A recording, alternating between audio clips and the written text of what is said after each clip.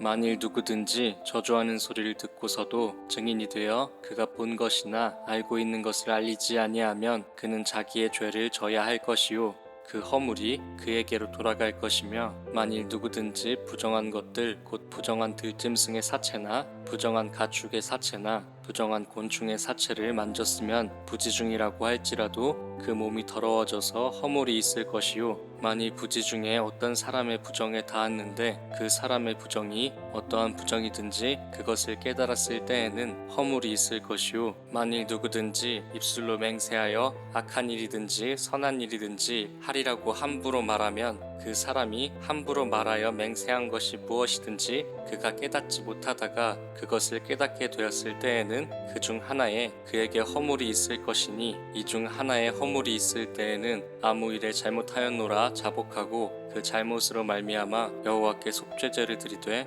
양떼 암컷 어린 양이나 염소를 끌어다가 속죄제를 드릴 것이요 제사장은 그의 허물을 위하여 속죄할지니라. 만일 그의 힘이 어린 양을 바치는 데에 미치지 못하면 그가 지은 죄를 속죄하기 위하여 산비둘기 2마리나 쥐비둘기 새끼 2마리를 여호와께로 가져가되 하나는 속죄 제물을 삼고 하나는 번제물을 삼아 제사장에게로 가져갈 것이요 제사장은 그 속죄 제물을 먼저 드리되 그 머리를 목에서 비틀어 끊고 몸은 아주 쪼개지 말며 그 속죄 제물의 피를 제단 곁에 뿌리고 그 남은 피는 제단 밑에 흘릴지니 이는 속죄제요 그 다음 것은 규례대로 번제를 드릴지니 제사장이 그의 잘못을 위하여 속죄한즉 그가 사함을 받으리라. 만일 그의 손이 산비둘기 2마리나 쥐비둘기 2마리에도 미치지 못하면 그의 범죄로 말미암아 고운 가루 10분의 1 에바를 예물로 가져다가 속죄 제물로 드리되 이는 속죄제인즉 그 위에 기름을 붓지 말며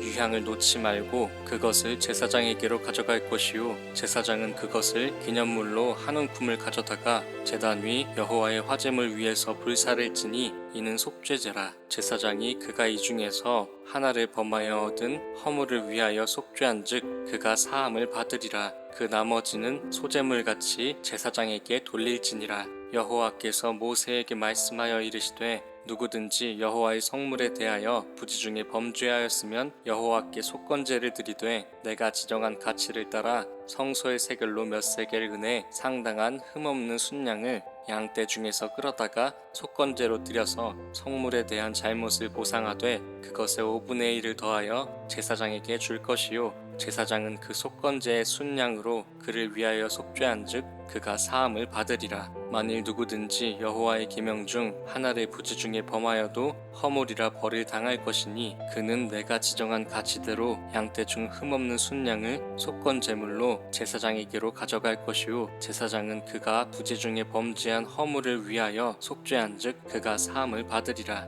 이는 속건제니 그가 여호와 앞에 참으로 잘못을 저질렀음이니라.